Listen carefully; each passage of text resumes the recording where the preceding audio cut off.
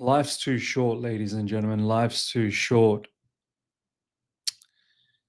I'm going to try and be as candid as possible and speak from the heart and let my emotions basically take over. I'm going to, of course, talk about the tragic news that we've heard over the last 24 hours of Diogo Jota and his brother passing away. Condolences to their family. I can't even imagine.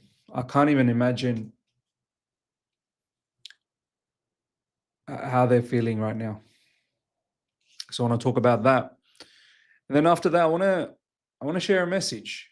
Share a message. I think, we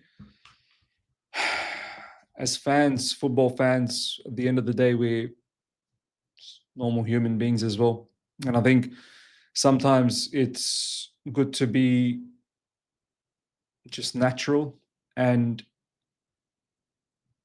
provide messages, hopefully, that can be beneficial to people that are watching and, of course, beneficial to myself as well. I think it's important that we do that and we show the human side of us in the midst of being part of a footballing society. First of all, I had no idea about the incident, the news that dropped. I picked up my wife from work. I then picked up my daughter from daycare. Me and my son both, came back home, prayed, took my Salah, Maghrib Salah. And I was just sitting, just like here, I was just sitting and I was just browsing, basically. I'd finished work, I was just randomly just browsing.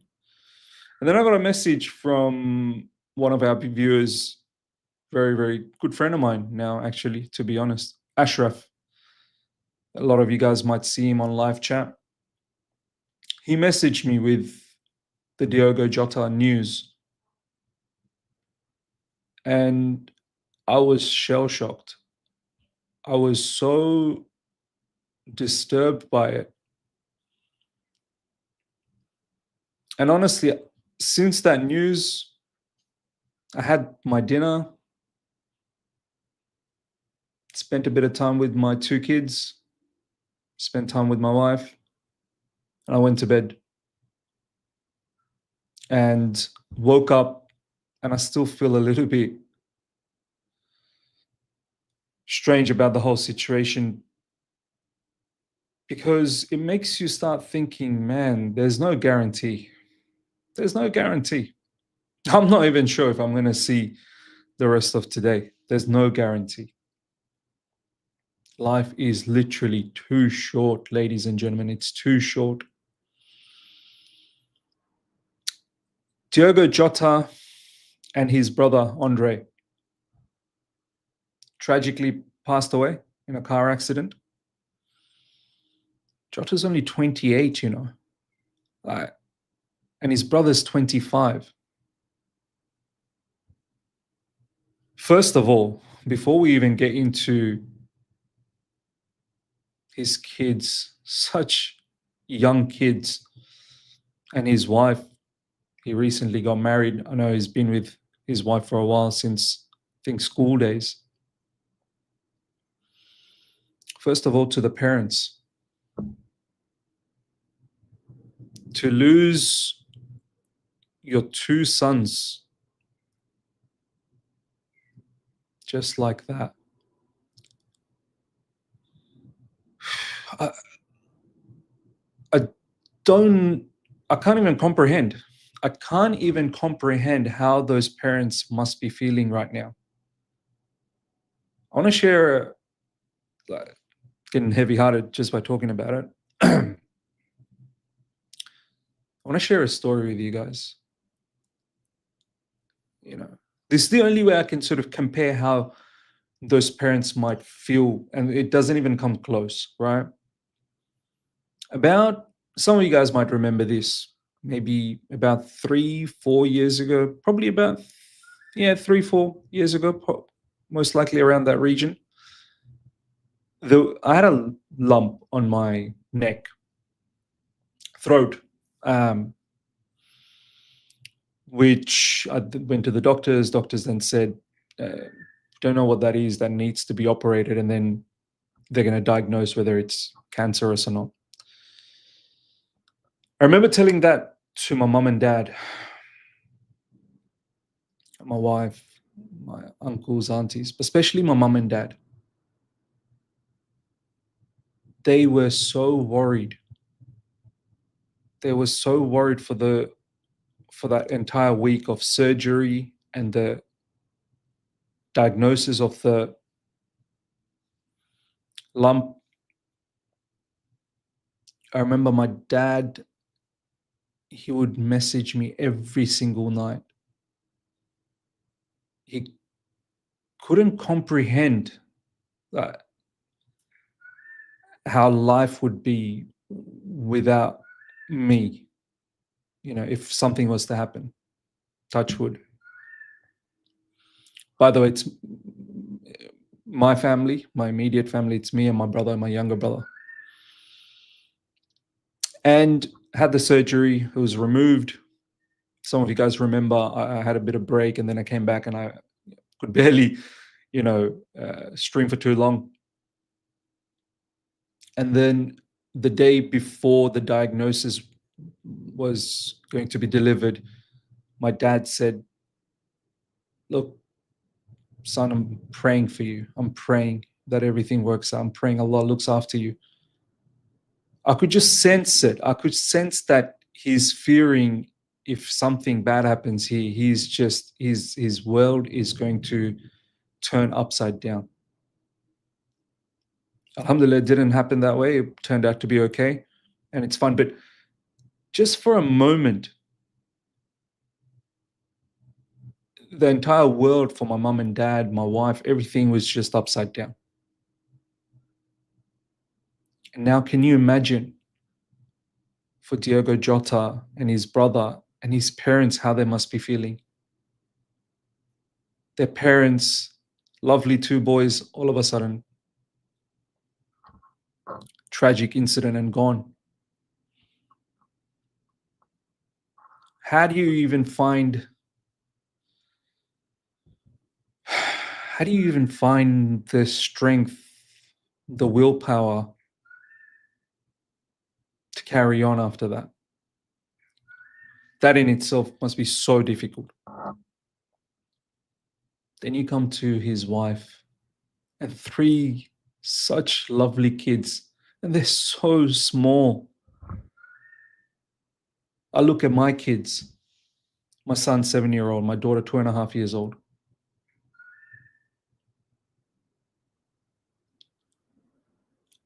I don't know.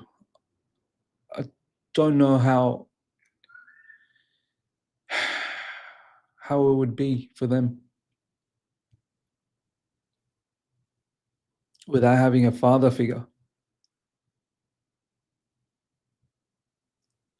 Do you know what I mean? Like,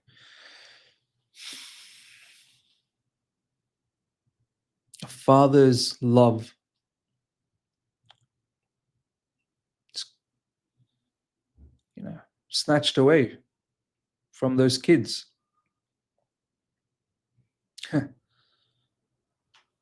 All the swimming lessons, all the parent-teacher nights at school, all the staying over the friends, over their place, all the movie nights,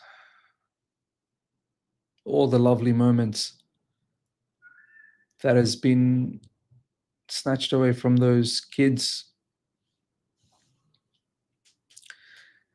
at such a tender age.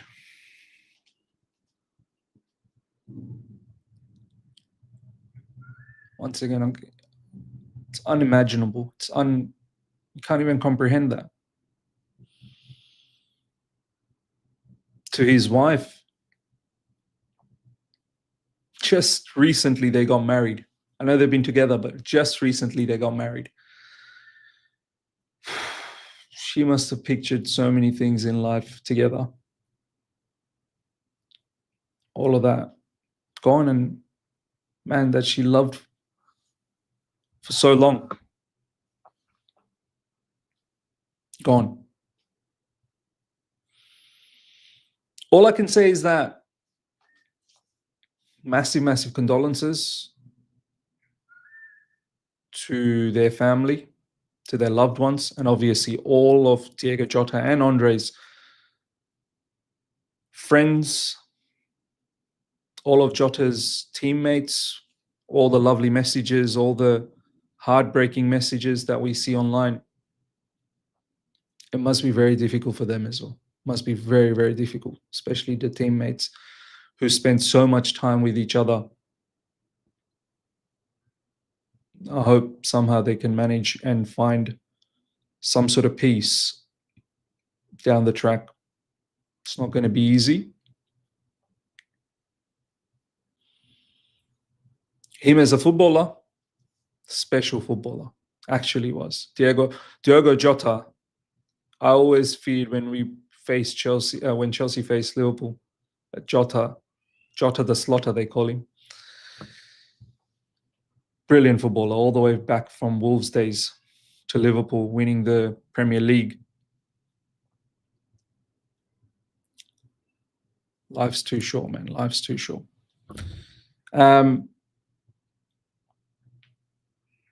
Once again, massive, massive condolences to the family,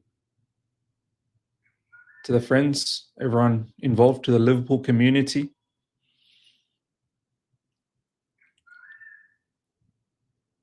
Our thoughts and prayers, my thoughts and prayers are definitely with you all. And hopefully in time, people can somewhat find a little bit of peace down the track. On this, I want to now share a message. This life too short message. You know, some of you guys would have realized in the last few months, you know, there was a lot of there's been a lot of streams, and there's been the wrestling channel as well, and I've been busy with work as well. Like, work's been very, very heavy, plus giving time to family. It was tough. It was tough. It was tough to do all of it. And I could feel that my body was not keeping up with it. That's why recently you would have seen that I had a couple of days off in between where I didn't stream the ES Tunis match, Chelsea versus ES Tunis. I took a couple of days off. My mum has been speaking to me for the past 2 to 3 weeks, just constantly just saying, hey, Miz, like she would literally grab me and just go, Miz, you okay, son? Like, from health wise, like, you okay? You feeling all right? Like, she just had this look of concern. She'd look at me and she'd be like, you're all right? Like, she would see that how busy I am and how many hours I'm putting into YouTube and work and consistently taking the kids out to different activities. She looked at me in such a concerned manner that she felt maybe this is leading to me getting poor health and, God forbid, something bad happens to me. And she was saying that not necessarily in those words, but just with her eyes, just looking at me, literally trying to say to me, Ms. slow down, like, please, like, you need to have some time for yourself. Got a young family. They need you. Slow down. And I wasn't understanding her up until recently, where I literally had my neck shoulder, back, around my lower back. Everything was aching. Everything. I had a headache, bad headache. Just long hours of sitting down, streaming or working or just non-stop, not sleeping well, not eating well. And I had to cut it down. This is why no more wrestling channel, no, like, only streaming or doing videos when I can. Because honestly, ladies and gentlemen, life's too short, man. If you don't have your health, you've got nothing.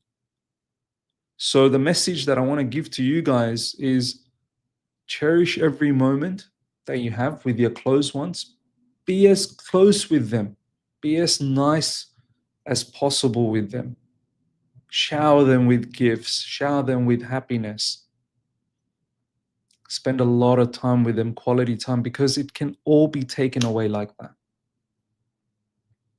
Listen to your parents. Listen to when your mom's trying to give you some sort of a message. Listen to your dad.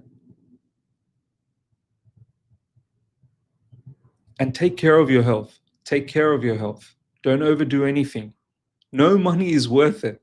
I'm telling you. My grandfather always used to say, money makes people turn into animals. No money is worth it. No need to turn into an animal. Look after the health. Spend as much time as possible with your close ones. And cherish every moment, honestly. And this is a message for myself as well. This is a message for myself, not just for you guys.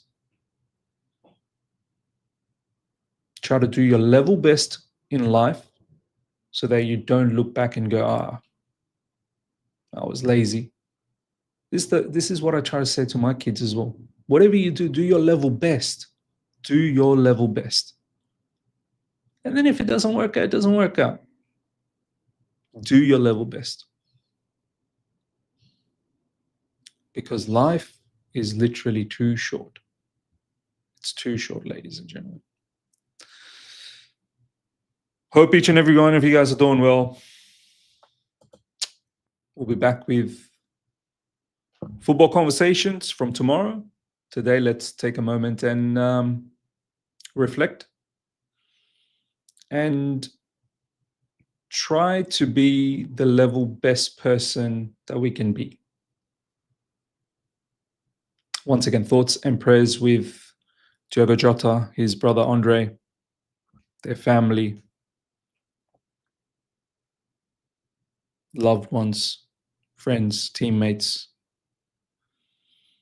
the entire Liverpool community.